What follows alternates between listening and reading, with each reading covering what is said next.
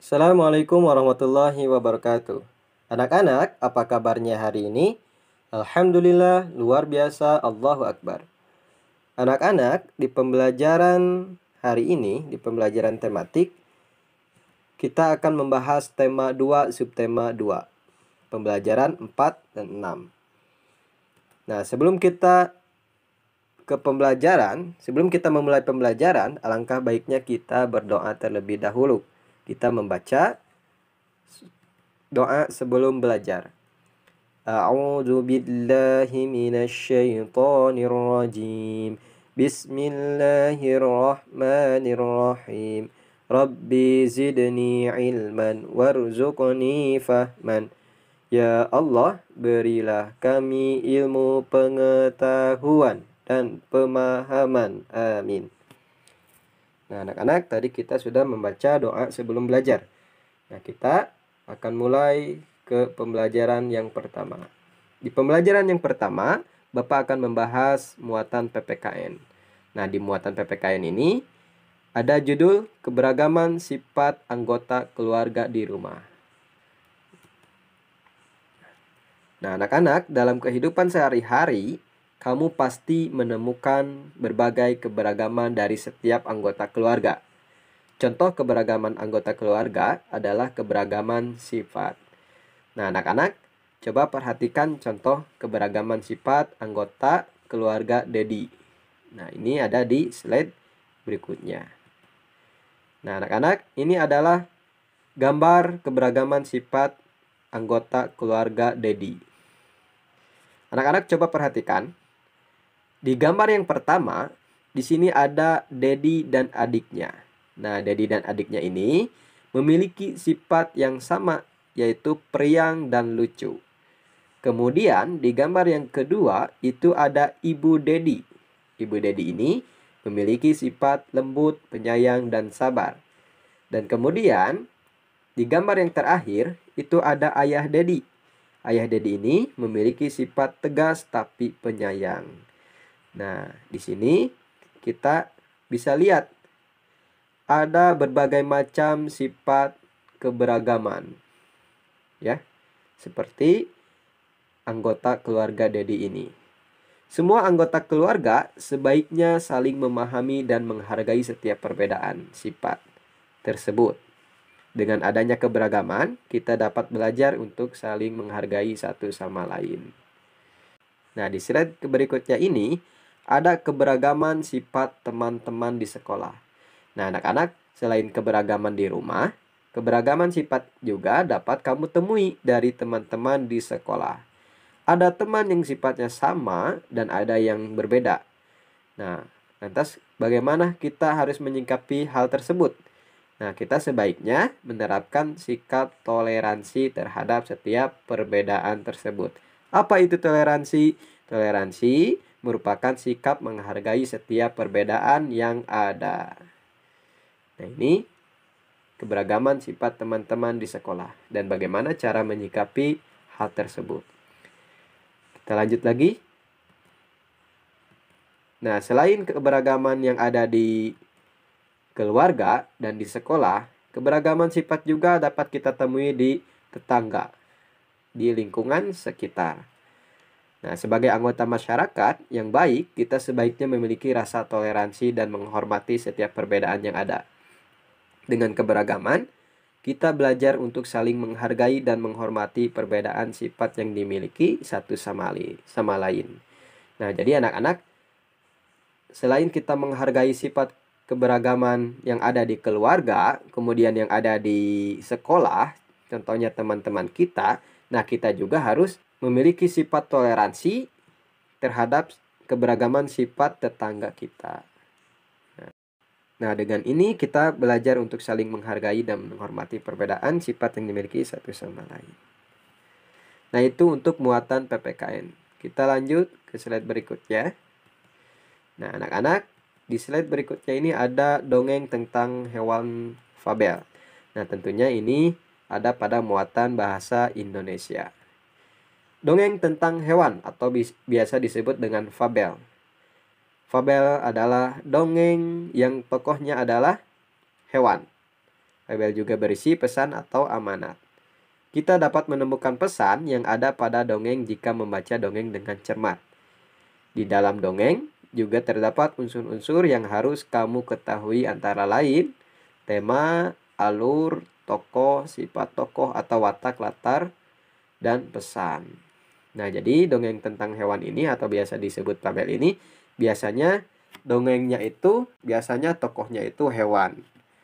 Kemudian alurnya itu biasanya di hutan dan sebagainya. Kemudian anak-anak, di sini Bapak mencantumkan contoh dongeng fabel. Nah, nanti anak-anak coba dengarkan dan perhatikan ya, bagaimana dongeng fabel ketika dibaca. Nah, di sini dongengnya itu adalah Balas Budi Harimau. Coba anak-anak dengarkan. Balas Budi Harimau. Pada zaman dahulu, di sebuah desa hiduplah seorang kakek tua. Setiap hari, sang kakek pergi ke ladangnya untuk bercocok tanam. Suatu hari, ia berkeliling kebunnya di pinggir hutan. Ia melihat seekor harimau betina yang lemah karena baru melahirkan. Anak harimau itu berteriak karena jatuh ke semak-semak. "Kasihan sekali anak harimau dan induknya. Mereka berdua sudah tidak berdaya," kata sang kakek itu. Namun, sang kakek merasa ketakutan. Ia takut dijadikan mangsa jika menolong harimau itu. Anak harimau terus berteriak lemah. Ketika akan meninggalkan tempat itu, sang kakek melihat induk harimau itu memandang matanya. "Wahai kakek, selamatkanlah anakku. Tolonglah aku," kata induk harimau. Setelah induk harimau memohon pada sang kakek, akhirnya anak harimau itu dibawa pulang oleh sang kakek tua. Kakek tua itu membersihkannya dari darah dan merawatnya. Seminggu kemudian, dua harimau mendatangi rumah sang kakek. Sang kakek yang tengah tertidur kemudian terbangun karena kaget. Ia membawa anak harimau itu dan melepaskannya ke arah induknya. "Terima kasih atas bantuanmu, kakek. Kami tidak akan menyakitimu," kata induk harimau. Dua harimau itu pun pergi dengan meninggalkan banyak buah di depan rumah kakek tua itu. Sang kakek tersenyum karena mendapat banyak buah yang dibawa harimau itu. Harimau pun mengetahui bahwa ia harus bersikap baik terhadap orang yang menolongnya. Nah, anak-anak tadi sudah mendengarkan tentang dongeng Balas Budi Harimau. Nah, ada pesan yang ada dalam dongeng Balas Budi Harimau itu. Pesannya apa saja? Yang pertama, kita harus bersikap baik terhadap orang yang menolong kita. Kemudian, yang kedua, harus punya rasa saling tolong-menolong terhadap orang yang membutuhkan pertolongan. Nah, itu pesan yang ada dalam isi dongeng Balas Budi Harimau. Nah, anak-anak, di slide berikutnya, di sini ada menemukan pesan dari dongeng bergambar. Nah, ayo ingat kembali, dongeng merupakan cerita yang tidak benar-benar terjadi. Kita dapat menemukan pesan dari dongeng yang kita baca atau dengar. Nah, selain itu, kita juga dapat membuat gambar dari sebuah dongeng. Anak-anak, coba bacalah kembali dongeng Balas Budi Harimau pada pembelajaran sebelumnya. Selanjutnya, kita perhatikan gambar-gambar berikut. Nah, gambar-gambar di atas ini merupakan rangkaian cerita yang dijadikan gambar. Rangkaian cerita yang dijadikan gambar ini dapat disebut juga cerita bergambar. Nah, rangkaian atau gambar-gambar di atas ini sama alurnya dengan cerita dongeng Balas Budi Harimau ya, yang tadi kita bahas. Nah, di dalam dongeng ini kita dapat menemukan pesan yang terdapat dalam dongeng ya. Seperti yang tadi Bapak jelaskan. Oke anak-anak, di slide berikutnya Bapak akan menjelaskan pada muatan matematika. Nah, pada muatan matematika ini ada soal cerita yang berkaitan dengan sifat pertukaran pada perkalian. Itu judulnya ya. Nah, banyak permasalahan sifat pertukaran komutatif pada perkalian dalam kehidupan sehari-hari. Nah, tentunya anak-anak sudah pernah mempelajari bagaimana cara penyelesaian tentang sifat pertukaran pada perkalian. Nah, namun berbeda dengan pembahasan yang sekarang, itu lebih kepada soal cerita. Soal cerita yang berkaitan dengan sifat pertukaran. Nah, kemudian anak-anak selain itu, anak-anak dapat membuat soal cerita tentang sifat pertukaran pada perkalian. Namun, kamu harus memperhatikan hal berikut. Satu, tentukan kalimat matematikanya yang berisi perkalian.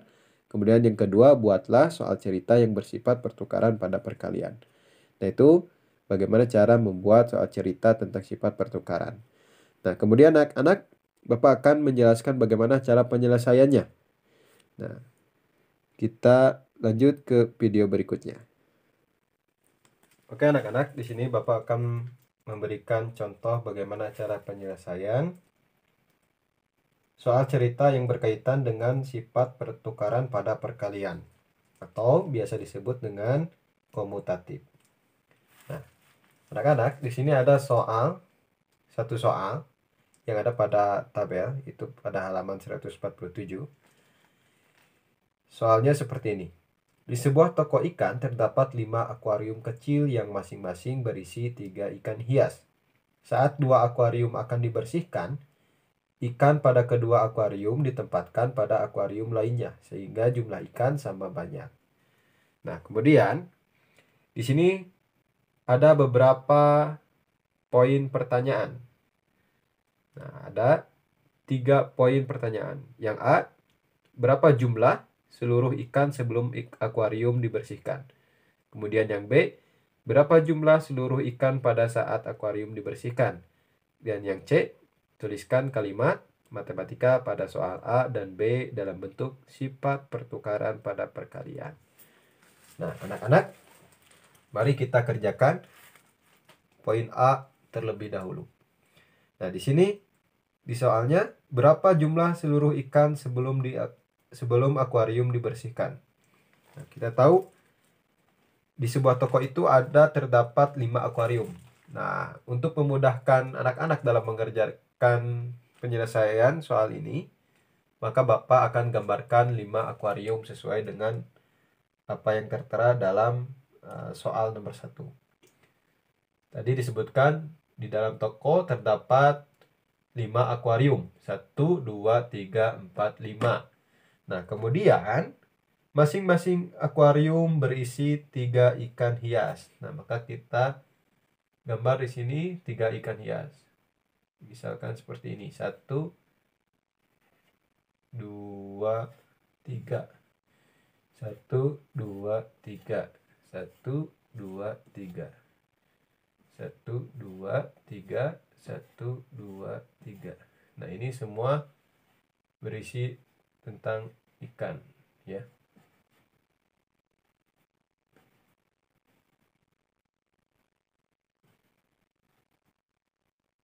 Lupa kasih ekor dulu biar terlihat seperti ikan. Nah, ini semuanya masing-masing berisi 3 akuarium, masing-masing berisi 3 ikan. Nah, yang ditanyakan itu berapa jumlah seluruh ikan sebelum akuarium dibersihkan. Nah, maka kita hitung seluruh, karena di sini soalnya seluruh, maka jumlahkan seluruhnya ya. Kita hitung 1, 2, 3, 4, 5, 6, 7, 8, 9, 10, 11, 12, 13, 14, 15. Maka hasil dalam penyelesaian yang A itu adalah 15 ikan. Nah, kemudian yang B. Berapa jumlah seluruh ikan pada saat akuarium dibersihkan? Nah, ingat ya teman-teman, di dalam soal itu ada kalimat yang mengatakan saat 2 akuarium akan dibersihkan, ikan pada kedua akuarium ditempatkan pada akuarium lainnya sehingga jumlah ikan sama banyak. Nah, jadi di situ ada 2 akuarium yang ingin dibersihkan, kemudian si ikannya harus dipindahkan ke akuarium yang lain dengan jumlah ikan pada akuarium yang lain itu sama banyak. Nah, berarti semisal 2 akuarium ini yang akan dibersihkan. Nah, maka tentunya ikan-ikan yang ada di dalam 2 akuarium ini harus dipindahkan. Kita pindahkan, misal satu-satu. Di akuarium yang pertama kita pindahkan ke atas. 1, kita pindahkan ke sini. 2, kemudian yang ketiga kita pindahkan ke sini. 3, ini juga sama, kita pindahkan ke sini. Kemudian kita pindahkan juga ke sini. Terakhir kita pindahkan ke sini. Nah, ikan-ikan sudah dipindahkan. Kemudian berapa jumlah seluruh ikan pada saat akuarium dibersihkan? Nah, maka kita akan hitung lagi. Seluruhnya ada berjumlah berapa? 1, 2, 3, 4, 5, 6, 7, 8, 9, 10, 11, 12, 13, 14, 15. Nah, jumlahnya itu masih sama, yaitu 15 ikan. Nah, kemudian poin yang ke C. Tuliskan kalimat matematika pada soal A dan B dalam bentuk sifat pertukaran pada perkalian. Nah, maka kita ketahui bahwa tadi jumlah yang poin A itu adalah 15. Kemudian poin yang ke B itu 15 sama ya. Maka di sini ditulisnya 15 kali 15 sama dengan 15 kali 15. Nah, seperti itu ya. Ini cara penyelesaian soal nomor 1. Oke anak-anak, terakhir jangan lupa untuk tugas. Anak-anak kerjakan halaman 146 pada muatan PPKN, kemudian halaman 139 pada muatan Bahasa Indonesia, dan yang ketiga halaman 147 nomor 2, itu pada muatan matematika. Oke, terima kasih anak-anak untuk pembelajaran hari ini. Bapak cukupkan sekian. Kita tutup dengan bacaan kifaratul majelis. Subhanakallahumma wa bihamdika asyhadu an la ilaha illa anta astaghfiruka wa atubu ilaik. Terima kasih. Assalamualaikum warahmatullahi wabarakatuh.